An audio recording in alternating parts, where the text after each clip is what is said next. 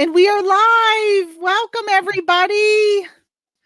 I am here today with Jess Hill, and I'm going to actually have her introduce herself, but I'm going to give us a few minutes to see who is going to pop in when they get the notification, which sometimes comes even sometimes a couple minutes after we go live. Yep. Then they come in. All right. So I tried that trick about muting myself ahead of time, and it didn't work. It didn't work. Oh boy. No, because I just went to the YouTube page and yeah, it was playing sound. So I think I caught it in time though. So good. Good. I see we have Lisa here, Lisa MC. Welcome, Lisa. I'm not sure if you're the Lisa that I know from my Amazon group or if you're a different Lisa. So I don't recognize the MC part. So while people jump in, Liz, oh, is that you? E-commerce empowerment? That's me. Oh, okay. All right. You're like, how did she get there? Well, I didn't know if it was you or if it was the other girl. Gabriella? Just forget her name because you're the one who usually posts so much. So yeah, I wasn't perfect with her. Gabrielle. That's right, Gabrielle. And I'm sorry I called you Jill earlier today because Jess and Hill. Yes, I know. Everybody does that. So I'm Jess Hill, but if you smush them together, people call me Jill, which I totally get because it's easy to mix it up. But then also in my group, Jill is my main suite. She's been my reseller friend since like 2011. So then I'm like, are you calling me Jill, like Jill or Jess Hill? Yeah. Yeah, most people call me Tamara. There's a girl I follow here on YouTube, Adventures in Reselling, Victoria. But for some reason I call her Veronica all the time, but she calls me Tamara, so I figure we're pretty even. So Yeah. So Jess, why don't you go ahead and introduce yourself, and in that process let us know how you got started in the e-com world. So I am Jess Hill and a longtime e-commerce seller. So I'll just give you a little bit of my backstory. So in 99, we're going way back. My mom opened an eBay store while I was in college. I'm from Central Illinois. I live in St. Louis now. And while I was in college, we used to go to auctions and we sold a lot of antiques, china, depression glass, all of that. So from 1999, 21 years, I've been exposed to the e-commerce world. So in 2003, after I graduated, moved from Central Illinois to St. Louis, I opened my own little eBay shop. I would go garage sailing and thrifting.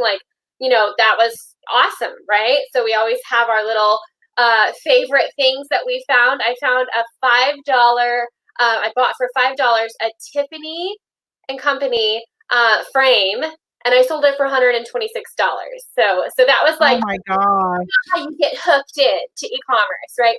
But all the while, I was in corporate America. I have a biology degree. I worked in biotech and pharmaceuticals.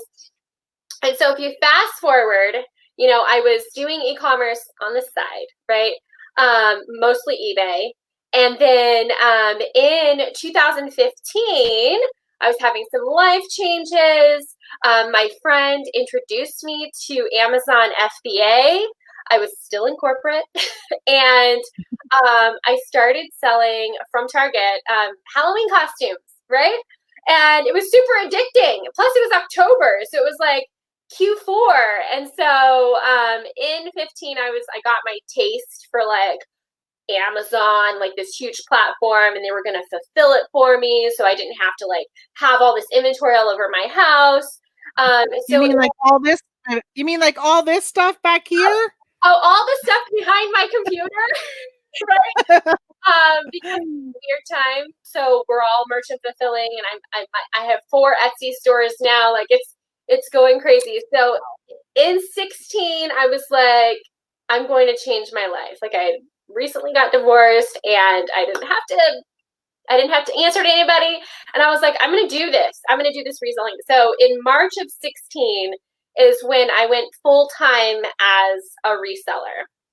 So that's kind of like my backstory. So since then, since March of 16, I've sold over $2 million now on the various platforms. So Amazon obviously is a huge piece of my pie. eBay, Mercari, and Etsy are like right there, right under Amazon. And then also I do digital marketing products too.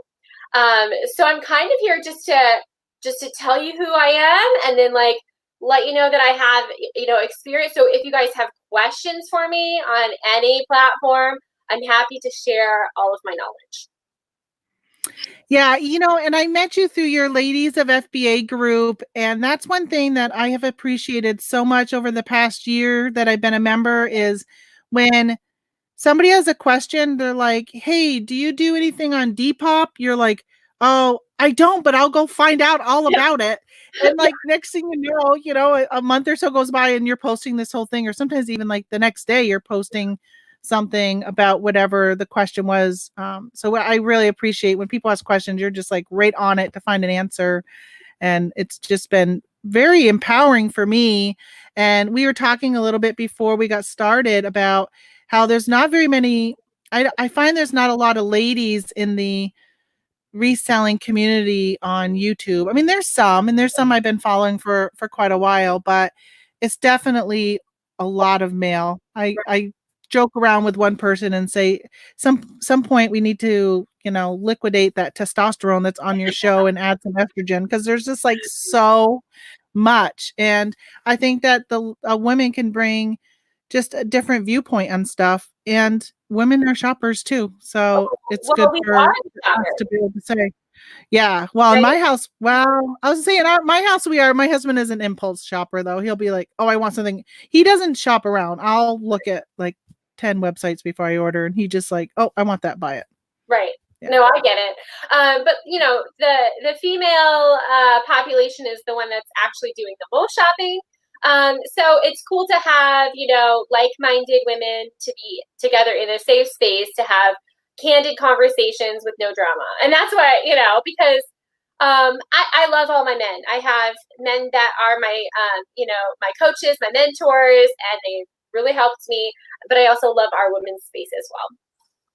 Yeah, yeah. And and because there are some men I look up to and have become very, very good friends with in this community. Oh, yeah.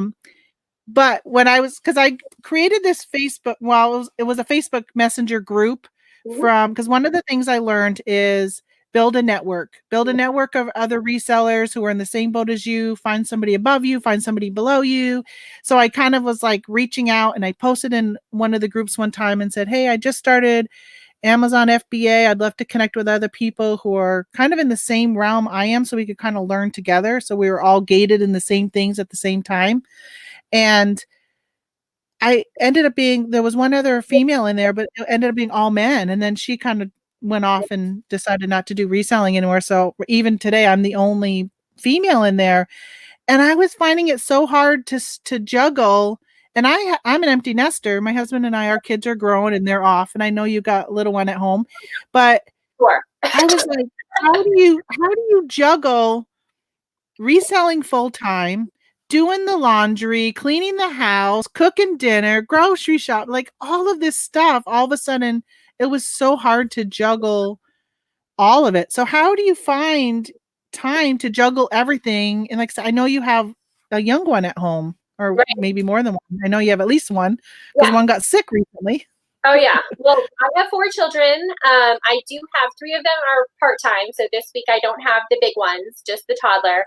And actually she just went back to preschool. So, but for the last 8 weeks, I was juggling all four kids with the social distancing rules, which means a lot of them are just staring at me because there's nothing else to do. We can't go to the parks. We can't go to the zoo. But it's a balance, right? And then I have 3 LLCs, and then we have, I think it's 14 streams of income. So Wow. every day you do the first things. Well, you get up and maybe put on some pants, but you do the things what I teach because I've been a mentor for 3 years. You do the first 5 most profitable activities of your day. If I'm building an Etsy store, well, it's not built yet, it's not making me money yet, so I need to do these other 5 things first, and then I can go and build my next income stream. So that's one thing. And then another thing that I do is I block my time. So it's called block scheduling. So when I mentor, I typically mentor on Mondays and Tuesdays. I have evening appointments that I do, at late at night on the weeks when I don't have the big kids, because that time is for them. And then as far as like my sourcing and my shipping and all of that, it kind of got rocked in the last 8 weeks because of Merchant Fulfilled. I've been merchant fulfilling a ton. But before the quarantine, I had days where I would source, for 8 hours, and then I would ship to FBA. So, it's always, no matter what your situation is, whether you're an empty nester or whether you have 4 kids, it's always a balance. I think everyone's trying to find that balance. But I like to say, focus on the 5 or 2 or 1 most profitable activities first, the things that are going to pay your bills, and then do the next thing. And we were juggling it with, this is the last week of like a homeschool. So even that, when I have the big kids, that's until noon. I have to check all their homework. I have to make sure that they're emotionally okay, because that's been one of the big things for my son, is that it's a weird time. He doesn't get to see his friends all the time. So we got to make sure that even not just schoolwork, but he's emotionally okay. So that's right. Every day is you just do everything that you can. You do the next right thing, and then you keep going. Yeah, it's definitely been a trying time, and it's kind of thrown some things into the spokes spinning around, that the tire was going nicely, and then all of a sudden it's like, where did that stick come from? And that stick, and, and like, what's going on? Right. Yeah, Nepal. Yeah, it's been crazy. I can't imagine what it's been like for parents like you that have to homeschool your children on top of working from home. I mean, even the person who used to go to a job and work, like my sister-in-law used to work, well, she still works, but she works at a hospital, but she was able to go work from home for the job that she does in administration. And she's like, yeah, I can't even imagine doing that and raising children with schoolwork, becoming a teacher. I mean, That's a lot of work. I'm really blessed to be able to do what I do, with e-commerce and still have an income, because a lot of people are out of money. And so for that, I have to be grateful. So Lisa is asking, do you do much RA, or have you largely shifted to OA wholesale? So Lisa, I'm a retail arbitrager for the past 4 years. Actually, it's kind of weird, because last year in January, I decided to put an amount of my monthly spend. So I typically spend about $20,000 to $25,000 a month on my business, or on inventory. So I was doing a $5,000 a month goal OA from last January. So before any of this even happened, I've already started to master OA, right? And then in December, I actually was like, you know what? Let's start pivoting to wholesale grocery, because I want to sell my business in a few years. So that was actually, those 2 decisions that we've kind of made for the business were actually really, really good for this time, because online arbitrage is where we can actually get inventory, especially when things are closed. And then wholesale grocery is actually what was selling right in the pandemic. Right. So a lot of bundles, a lot of multi-packs in grocery, GTN exemption, all of that. So that's kind of my model now, right? Because retail arbitrage in my county, they are opening as of this weekend, but for the past 6, 7, 8 weeks, there was nothing. Like, you could go to Walmart, but that's it. Like, there's no TJ Maxx, there's no Marshalls, there's no Kohl's. All of my favorite stores, they were closed. So I was very fortunate in the fact that I had already had over a year of experience in online arbitrage using tactical arbitrage and virtual assistants. So that was a blessing. And then, already pivoting to wholesale grocery and just adding more SKUs. Yeah, that's great, wholesale grocery. So I live in a very rural area, and that we have very, very low amounts of resources for shopping. And then when this happened, so many things closed down that I was going to Walmart when things first started happening and I saw it coming. I was going to Walmart and picking up some health and beauty and reselling it like quickly, like flying off the shelf. And then things started getting scarce. And I was like, I know so many people have done so well on grocery, but I didn't feel right going and buying grocery off the shelf and not leaving it for my neighbor to buy. Right. So many times I was like, oh, I just wish I would have taken the time and built more wholesale accounts and been able just to buy it directly from a distributor or from a company and not had to worry about taking it off from the shelf. So I haven't been focusing on really Amazon much at all. I'm doing some FBM, but very, very little. And I know some people are just doing remarkable, but my eBay is just that is keeping me so busy. But I'm also like, oh, I was getting into FBA so much, so I didn't have to take all this time to be shipping. And now I'm just spending hours shipping every day. All right, so That stinks. Dragon Value Home has a question about getting wholesale accounts for Amazon selling. So, you can look on the back of the bottle or the back of the package and start calling. That's one of the methods. You can look in your area for distributors and wholesale, depending on your niche, right? I don't know if I'm supposed to talk about my private group, but we have resources. But for sure, if your convenience store is getting, they have to get their groceries and their pantry goods from someone. So just go back in the supply chain, see where where they're getting it, and it's typically pretty close to you. Okay, so Yeah, and I used to be, and I just want to say that I used to see the trucks because I moved from Vermont to New York. And when I lived in Vermont, I used to see the trucks all the time. You could tell because it would say like Capital Candy or whatever it was on the side. And I was like, oh, that's a distributor. So just pay attention to the commercial trucks that are driving around your area. right. So Um, D. Russ has a couple questions. Do you want me to answer those? I love all the interaction. yeah, so I just want to say, Lisa, so I love the wholesale grocery business model and great timing.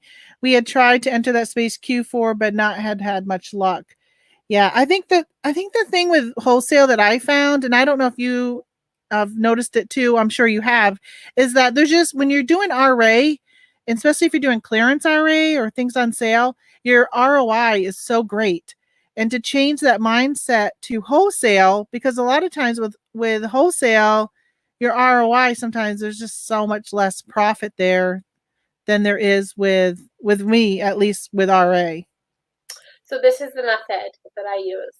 I find it RA, I find it selling at a great velocity, and then I create a bundle and a multi-pack to differentiate myself from the competition and keep that ROI up.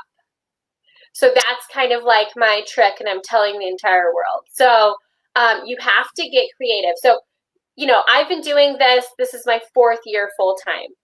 If you think about every single year as kind of like college, this is like junior and senior level stuff. Is if you can master bundles and multi-packs and differentiating yourself from the competition in your freshman year, then you'll succeed a lot faster. If I would have known these tricks that I know 4 years ago, then I would be even more successful than I am today, right? And I've had a mentor since 2017, and he literally told me that on the first day. He's like, you need to do this, bundles and multi-packs, make it different, optimize your listing, and then keep do it again and again and again and replicate it. And I was like, I just want to go shopping in the stores. So, okay, that's fine. And I'm very, very successful in retail arbitrage, but that doesn't make for a saleable business. So you now, as a senior, I have to think about the end goal. What do I want to do in the next 5 years? Do I want to keep going shopping every single week?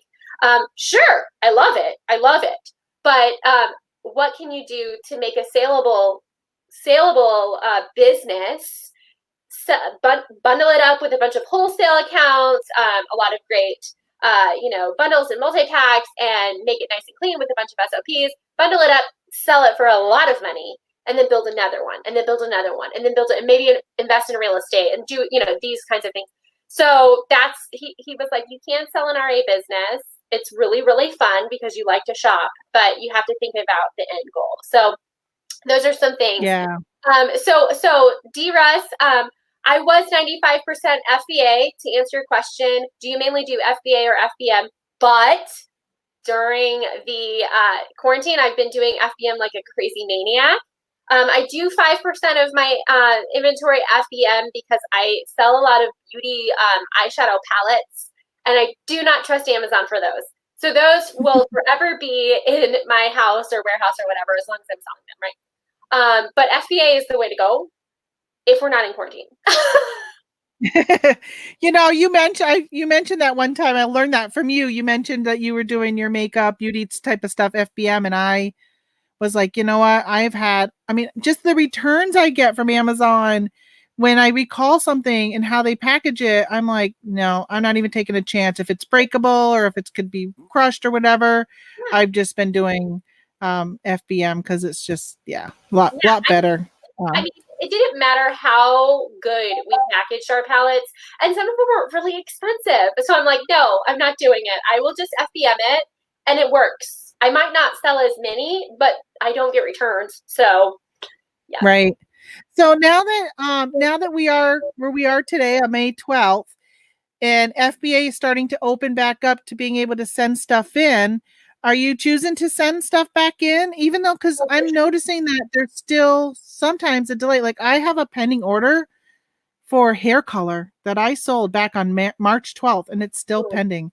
I thought if I was that buyer, I would be really upset that I haven't gotten my hair color that I ordered on March 12th. So I'm noticing that things are getting a little quicker, but there still is quite the delay. So I'm kind of on the fence whether I want to mail stuff in or if I want to just keep doing FBM, because I think buyers are okay with FBM. I haven't found it's really affected sales overall for me. So we're going to do both, right? So right now, when I go and I get some of my replens that have a rank of 5,000, I'm going to list them right now. They're going to sell. Yeah.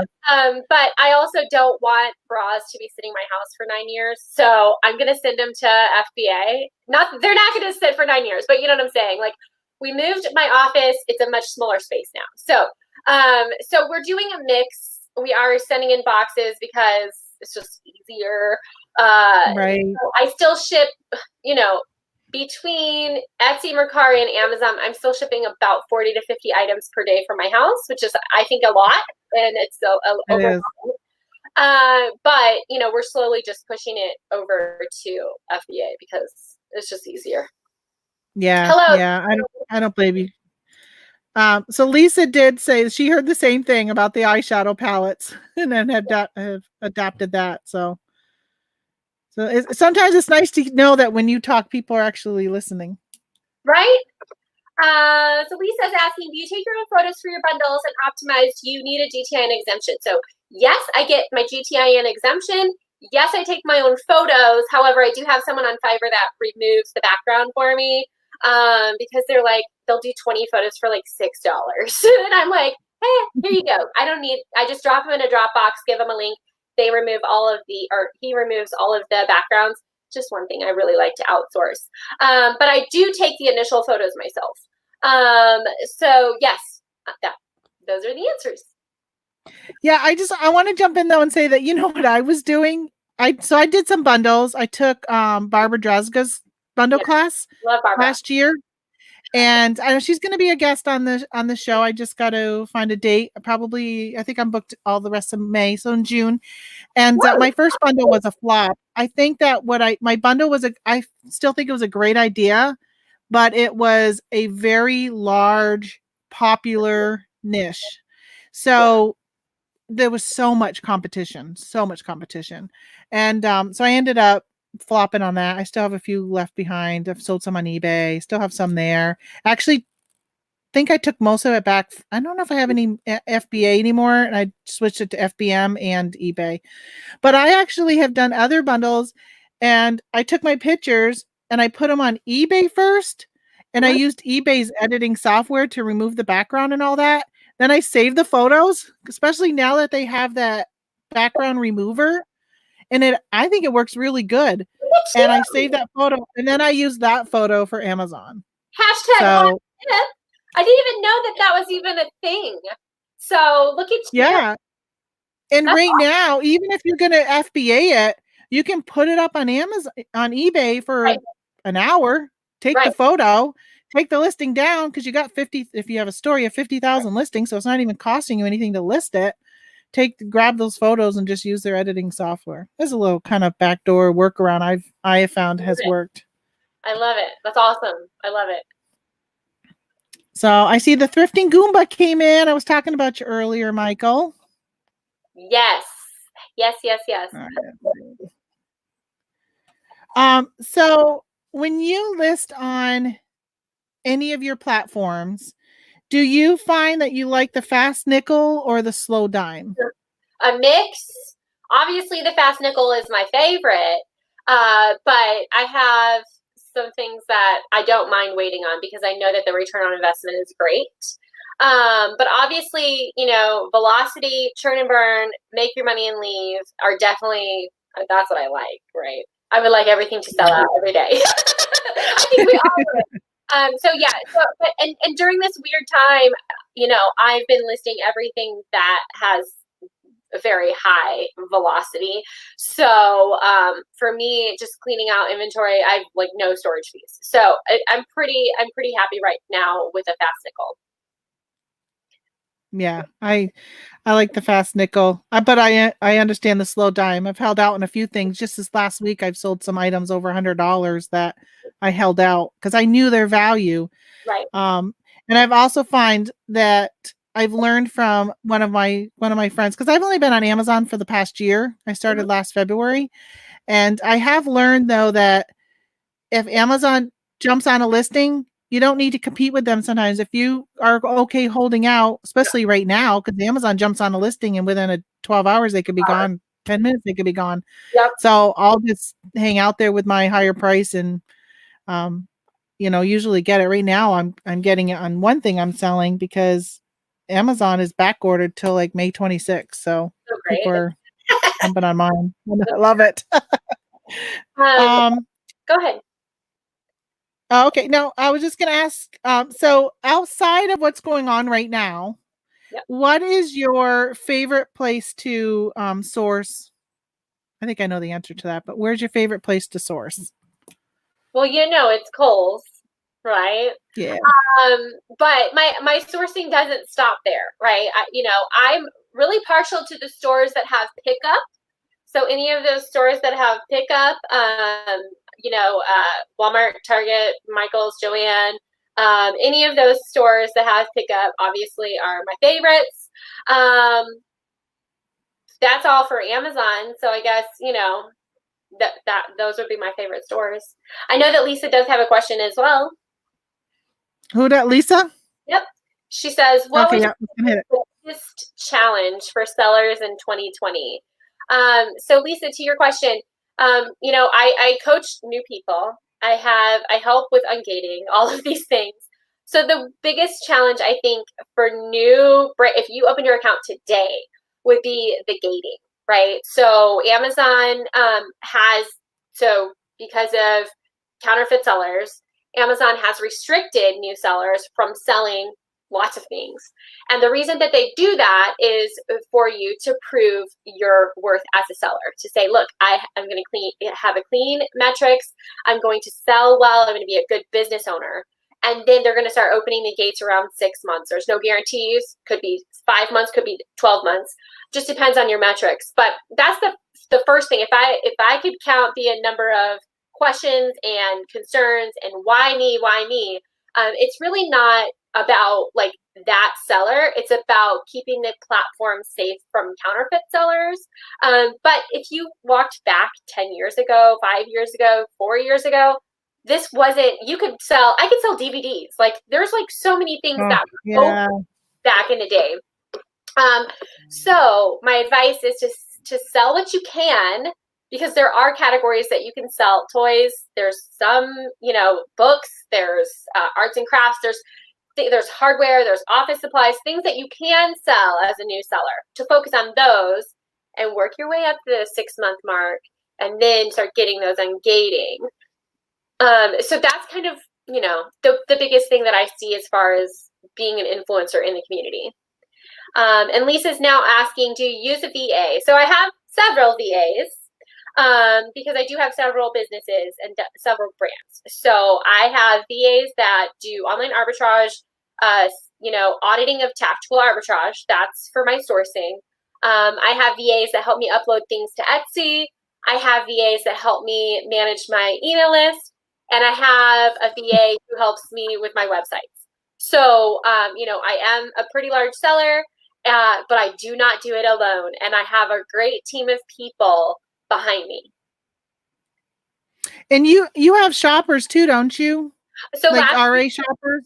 So last year I tried it. But the return on investment after I paid them and all of the fees, prepping and everything, it just wasn't worth it. So we are here to make money. And as a business owner, I learn something new every single day and every single season. So I do not have shoppers at the time right now. Oh, okay. Yeah. Yeah. I mean, it's all about learning, finding what works for you as you go along. So I know that you have a mentoring program, and I know that you have the e-commerce empowerment group. Mm-hmm. And I think you actually added another name to it. Like you've kind of changed your name a little bit. Can you tell us a little bit about the group that you have? So I have several things. So Ladies of FBA and E-commerce Empower Building is my free group on Facebook. That is for women only. Then I have a mastermind group that is e-commerce empowerment, that is co-ed, that is a paid group. So in Ladies of FBA, there's almost 3,000 members. We're here to answer your questions. It's a safe and drama-free group. And then if you go into e-commerce empowerment, it has all of our training. So since last April, so over a year now, I've been training retail arbitrage basics, retail arbitrage advanced, how to make your first $1,000 at TJ Maxx, Ross, and Marshalls. I need to plug in my computer. Let's see, how to fund your business in creative ways, Amazon bundling, Amazon multiples, selling on Etsy. What else? We did online arbitrage training. We're doing print on demand training in 2 weeks, a little less than 2 weeks. So that's why it's a paid group. It's because you get all of our training and all of our resources, and we have all of these units. It's like college that you can learn about e-commerce. And we're not just teaching Amazon, we're teaching anything that is e-commerce related. So those are the 2 Facebook groups that I have. And then of course you can find me on YouTube, which is e-commerce empowerment. And you can find, my email address is ecommerceempowerment@gmail.com. And then let me grab my cord because it's like stuck under my chair. Okay, sure. Here we go.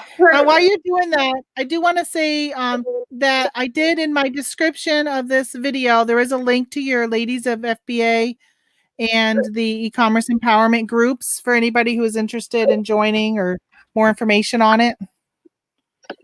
Okay, so let's, you there? Okay. So we have a couple more questions. How do you make your buying decisions with inflated prices right now, and don't know when this bubble is over?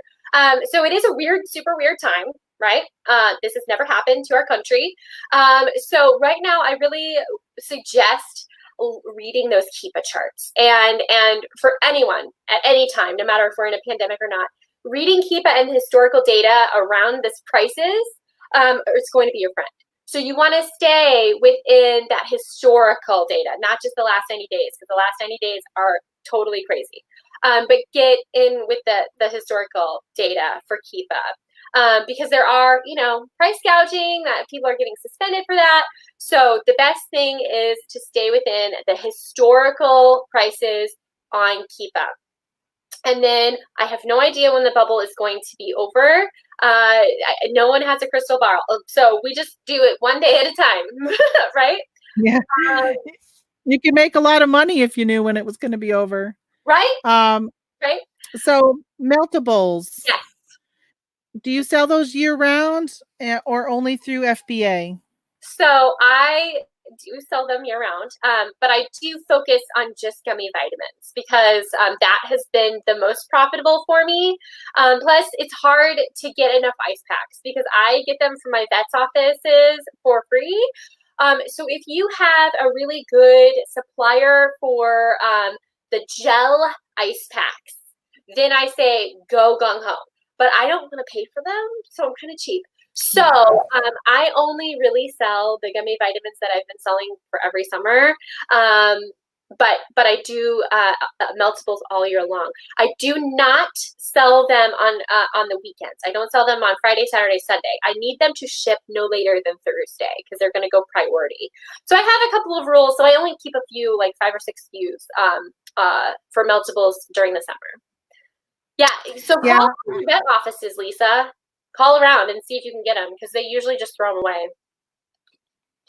Yeah, I've been doing some meltables. Actually, today I sent out some chocolates.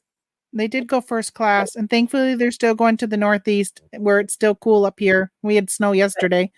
So, but I said I'll take a chance. And if they end up arriving melted and they complain, then I'll just refund them. But the profit was there enough to make it, and my cost was extremely low for Easter clearance. So, yeah, it was worth it. We're taking a chance. Awesome. So I wanted to ask you, all right, so this question I added on this week because I was just kind of curious.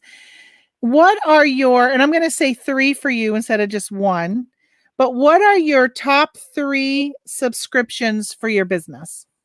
Oh, like you mentioned Keepa, things like that you find that you spend money on every month, or if you pay a year in advance or whatever, that you have found has been the most helpful for your business. So Keepa, Inventory Lab, and My Repricer, which is Aura.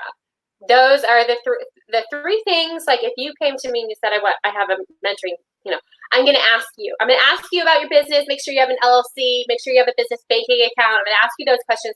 Then I'm going to ask you, do you have Keepa? Are you using Inventory Lab? And then are you at least using the Amazon Free Repricer? And if you don't have Inventory Lab, I would say you need to have a very robust Excel sheet. Because I can't live without those things. So if I can't live without them for my business, then I bet a lot of people can.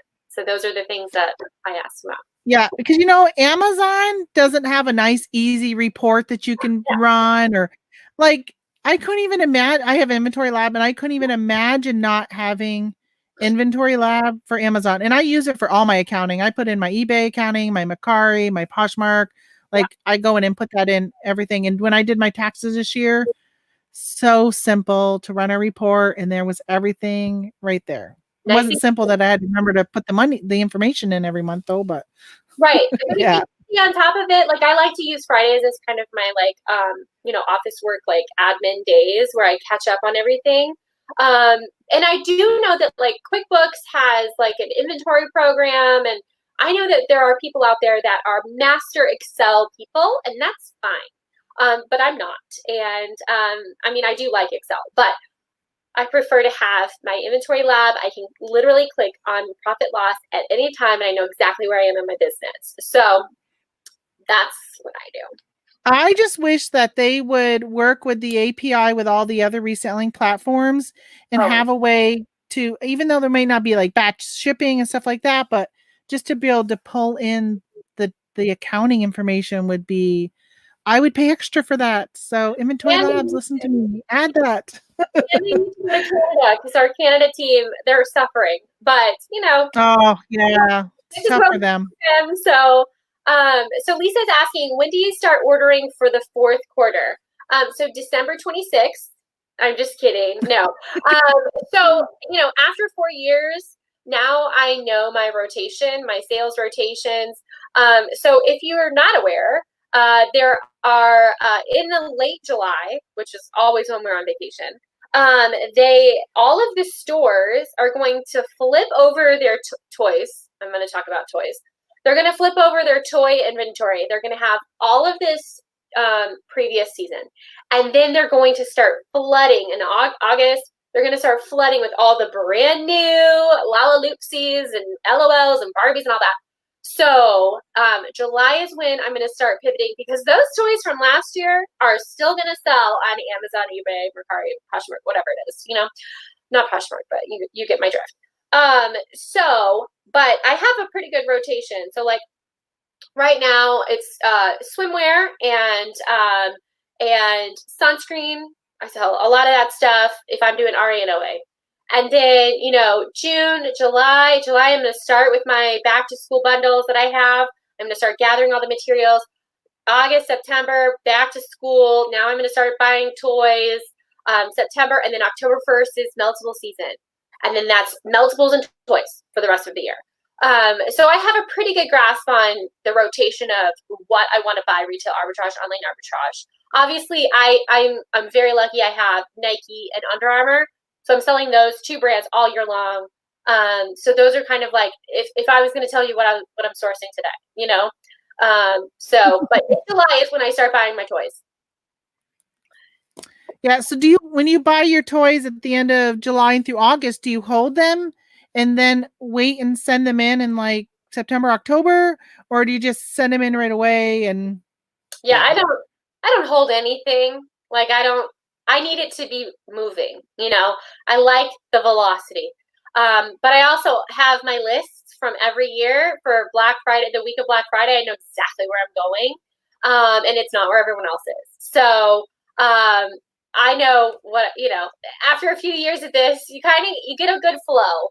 But like I said, in a couple of years, I really want to have it all buttoned up with wholesale. So that's kind of where I don't know if I'll like be so addicted that I'll have to never sell it. But it is addicting to have those exciting times. So that's kind of for me. I'm going to send them in though. I don't want them to sit in my house. I have 4 kids. They'll get opened. Yeah, that's like me. Although I do have some like Christmas lights in here, which I keep checking. I have them FBM right now, so they're on there, but I didn't mail them in. And I do keep checking every now and then. I actually sold like a Christmas village thing a couple weeks ago, and I was like, "Who just spent this?"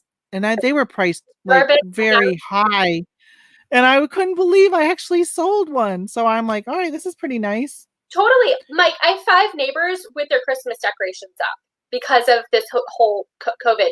But a lot of Christmas stuff will sell in June because people do Christmas in July. So I say at least. And I know Christmas lights sell year round because my daughter, when she moved back from college, her whole bedroom was mini lights string lights all the way around her room. All over. Yeah.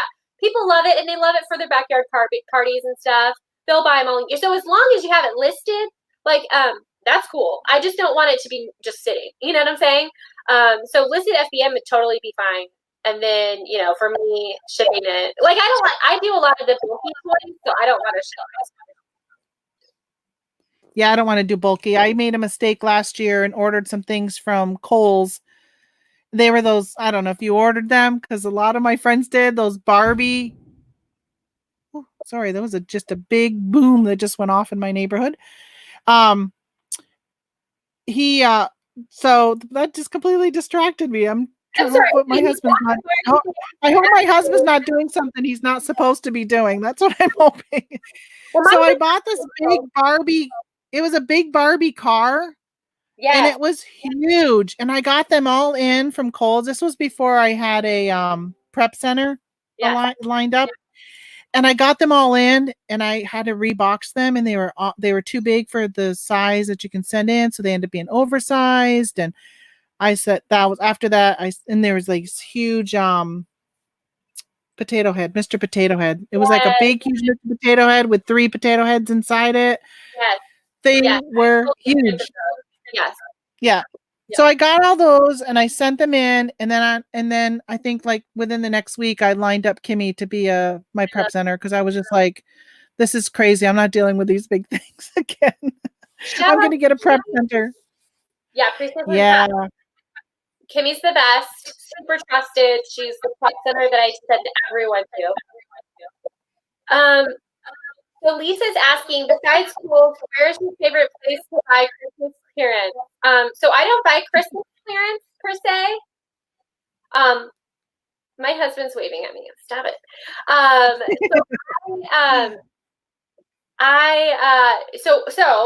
So December 16th, I switch over to things that people are going to buy in January with their gift cards.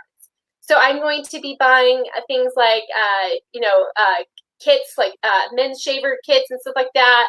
And I still buy toys and stuff, but I actually don't buy Christmas clearance unless it's going to be like not like Christmas themed. I don't buy Christmas themed. Now, Christmas clearance as far as like toys and shoes and that kind of stuff, I will buy that. And a lot of beauty because it'll sell forever.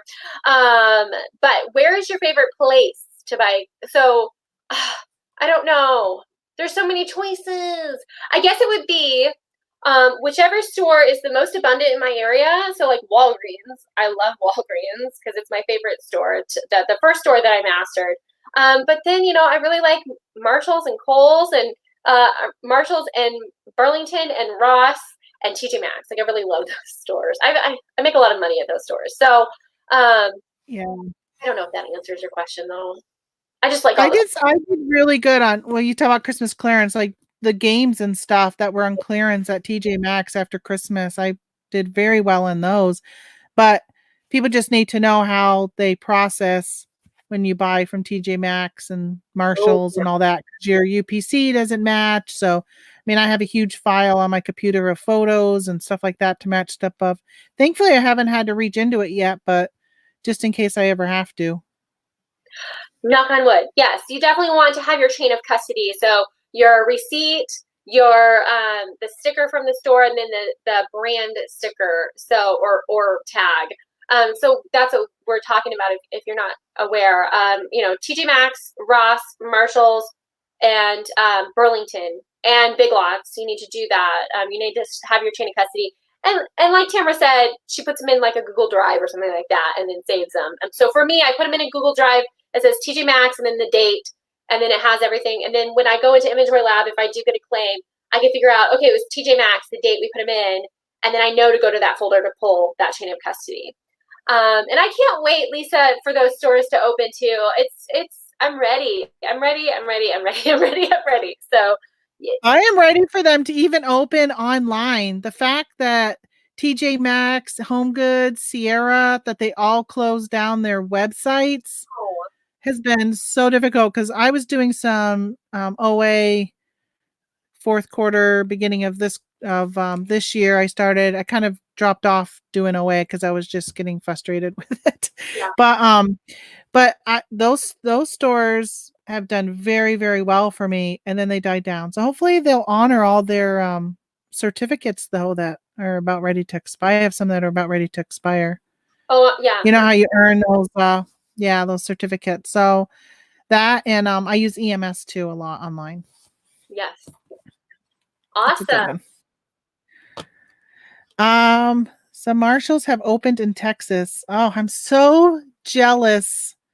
I'm jealous, but not jealous because I'm in a very hot area. I'm in northern New York, not down in New York City, but the county we're in was one of the fastest rising non-New York City counties with the virus. So I'm not in a hurry to get back out, but I'm jealous of all the people who can go back into thrift stores, who can walk into Kohl's, who can walk into a Marshall's.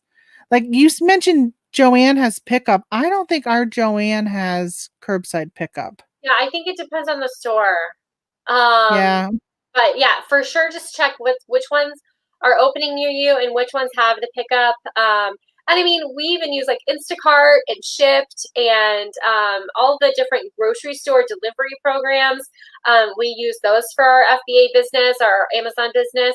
So you just have to get creative. And the thing about it is that if you learn things like that, the pickup and the delivery and all that now, then it just enables you to save time later. I mean, unless you need I need to go shopping because I like to go shopping.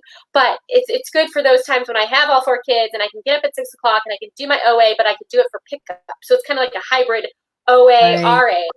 And then, a pickup and then boom, it's already here. I list it. If I want to go ahead and get it, listed for MF, see what I can sell. Like maybe it's a Friday, I can get it listed for MF and then send the rest of it on Monday to FBA if whatever didn't sell. So it's a weird time right now. I mean, I'm loving it. I feel very, very grateful that we have e-commerce, that we have ways to make money when so many people don't even, don't even have an income. So for me, it's a blessing, and I'm going to keep going one day at a time. Yeah, I'm so thankful. My husband's retired, and I kind of do this for fun money. I call it my casino money because I go and play bingo and go to the casino. Right? And They're not even open. though a lot of other people's sales are up, my sales are down on Amazon. I normally do about 15,000 a month, and I'm down to like 9 to 10,000. But I'm figuring I'm probably saving that difference by not going to the casino every month. Right. So in the Right. long run, I'm actually making money, making more. I know. I was joking with my husband today about that. I was like, we can't even take a date night, so we're saving all kinds of money. We're Right. not going to babysitter, we're not going out to eat, we're not going to the casino or bingo. We like to do the same things, but so we have to get creative. We like to go fishing, so that's what we've been doing. Yeah, that's nice. Well, and I got $20 back from Progressive on my car insurance. So I'm like, there you there, go. I'm winning right there, $20. All right, so Lisa's Uh, asking, how do you find your VAs through your network? I've had folks reach out to me since we've been selling for a year, but we want to be very careful. Okay, so I use FreeUp. yeah. And what I do, this is what I have learned to do, is I will post, so let's just figuratively, whatever. Let's just say I'm hiring a VA to audit tactical arbitrage and find 10 leads for me per day, right? Let's say that. So I put it very specific. I would like to hire a VA for, to find 10 leads via tactical arbitrage, or I guess 50 leads a week, whatever it is. And then what I do is I interview like 2 or 3, and then we always say it's a trial, right? We'll try it out, and you can always say it didn't work, right? And that's what we did. So I've been working with VAs. Gabriella is my business partner, and she's been working with VAs for a long time. So when we launched like our OA loot list, we have an online arbitrage list. We hired 4 VAs and landed at the best 2, and they're working out really great. But it's just a trial. You just got to try it. But I always ask, are you working for other sellers? And how many of them? Are you producing leads for other sellers? Whatever the job is, are you doing the same thing for someone else? And how do I know you're not going to sell it to someone else? Right. And then also, do you have experience with tactical arbitrage, whatever software? Do you have experience with MailChimp? Do you have experience, whatever it is, right? And then how many hours do you want to work per week or per day or whatever? And then that way, and then so the reason we got 2, we were never going to have 1. We were always going to have 2 VAs, is because if you're hiring someone from overseas, you want to have a backup plan for our business, in case someone doesn't have the internet. So we did ask about that. What do you do if you don't have the internet? And so for both of our VAs, they're willing to go to a cafe, an internet cafe, and work. So that was good. So that's how I did it, and it has worked. Like I said, we did 2 of them didn't work out, and that's okay. I had another VA that was inconsistent with work, so she didn't work out in the past. It's just all about trying it out and then communicating. We communicate over Skype, and I always have it open. I have it on my phone, so if anything happens, they can just literally contact me at any time. And that's what works for us. Google Hangout. I mean, there's a bunch of different, communication tools. WhatsApp. I don't know. So that's what we do. So you kind of made a little noise, so I didn't hear you say exactly where. Are you using Fiverr for finding your VA, or where are you going to find your VA? It's FreeUp. FreeUp? Yes. FreeUp. Okay. I put it in there. So they have Upwork, FreeUp. Fiverr is okay, but the thing is like you have to like do a gig. And so for me, having FreeUp, it's like a whole VA, like a system, and they track their hours. Like, okay. to like, okay, if I need a blog written or if I need one task done, then Fiverr is fine. Like I said, with the VA that does my photos with the images, like for the GTA and exemption, that is fine. But I want to have like all the tracking if it's going to be like a full-time employee, contractor. If you use it, Right. you have to provide tactical arbitrage login, or do they have their own? Yes. So they're going to log into your tactical arbitrage, because they don't, I mean, they don't pay for it. You are their quote unquote employer. So we have our login, and then if like we tried those other ones, we just changed the password and gave our password again. So what we use is Airtable, and we have one Airtable workbook for the VAs for this one specific project. Then we have our logins. So my VAs, they have tactical arbitrage, they have IP alert, and they have keep up. So they have our logins for all three of those, and they're actually a VA for my Amazon account, because they're using it's what's called restricted and hazmat. So we don't want to report any hazmat stuff, or like if I'm restricted, then a lot of people are going to be restricted because, you know, I'm not restricted in much. So we actually check that too. So they need to be a VA, a user on my Amazon account, so they can have that Chrome extension as well, which I think that one is free. So to answer your question, is they have all of our logins, and then if we discontinue with one of the VAs, we just change our passwords. Yeah, I did that on Inventory Lab. I created like an employee account for my sister because she lives over near New Hampshire, and she's got stores over there that I don't have. Plus, it's a tax-free state, which I love it.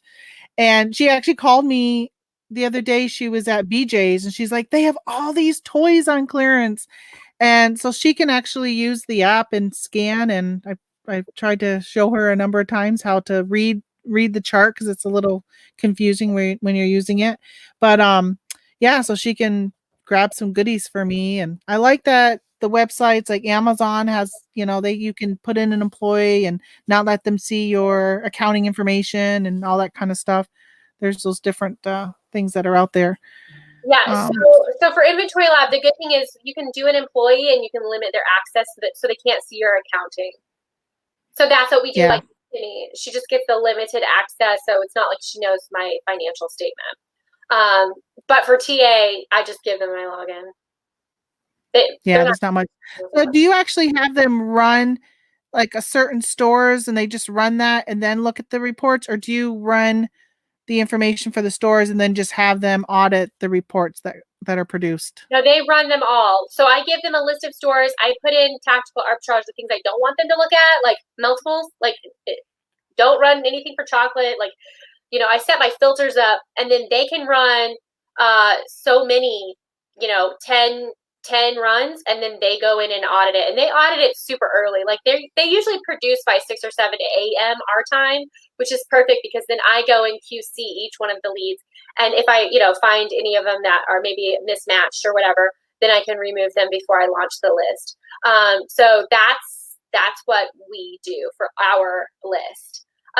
Okay, so we have another question. I've been a sole proprietor ever since I started. How soon should I switch to an LLC, and should I? So for sure you want to talk to your CPA, but having an LLC, you can have an LLC, but then you can submit your taxes as a sole prop. The thing about it is the LLC is going to protect your personal assets. So I suggest everyone have an LLC because you need all of your business debt to be under the LLC in the event that something happens, right? And then if somebody has to sue, they sue the LLC. If if you go under, they don't take your personal assets. So, but I'm not a CPA. So I would say contact a CPA, get the best advice. But we have an LLC and we can file our taxes as a sole prop.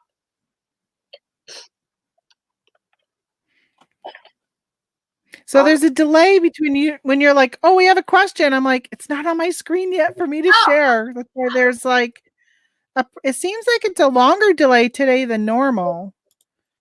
So I'm in I'm looking at us on YouTube. So I don't know if that's Yeah. Yeah, and I'm looking at the comments on StreamYard and adding it Okay. there. So I'm not seeing it right away. Yeah, that stinks. Oh well. That's okay. So, well, we are up on the hour. So I just wanted to thank you so much for coming and hanging out with me today. I was so excited. I called my mother and I said, I posted this thing on my Facebook asking for some resellers to come on my show. And I'm like, Jess Hill said she would come on my show. I'm like, and then I have Jason T. Smith is coming on next Yeah. week. And then the Bearded Picker's coming on. I'm like, I got, and my friend, the Thrifting Goomba was on last week. I'm like, I've got these big names coming on. I'm so excited. And then I'm like, and I'm so nervous, but I'm so excited. Oh, So I appreciate you so much for coming on. my pleasure. Definitely, if anybody has any questions, again, I left her links down. If there's a link you want me to add or some additional information in the description, just let me know, and I'd be happy to add versus what I've already put down there. Well, thank you for having Any me. last? I appreciate You're it. welcome. I thank you everyone for asking such great questions. It was a really great session. Thank you so much. Yes, appreciate everybody stopping by. And to let's see, I don't have anything planned on the channel for the rest of the week. I do have a video I'm working on right now.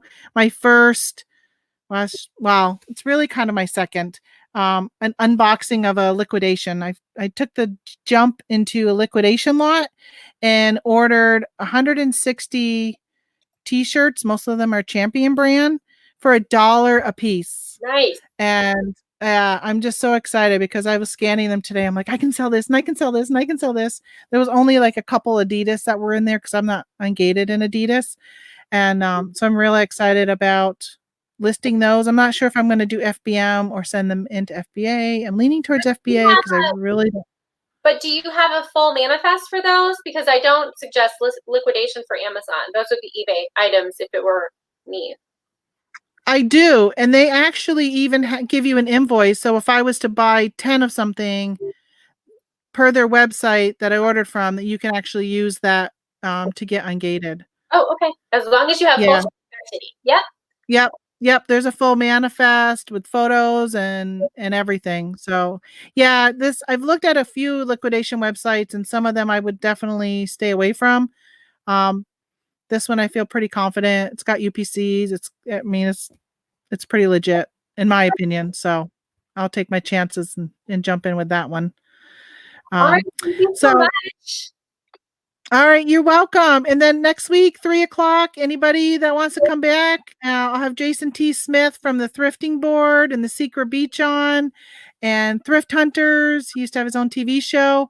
He will be on as a guest. I'm excited. Bring your tiki glasses and your mixed drinks to that one because he's big into tiki, and we'll hear all about that.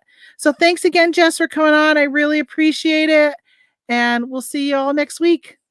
All right. Bye-bye.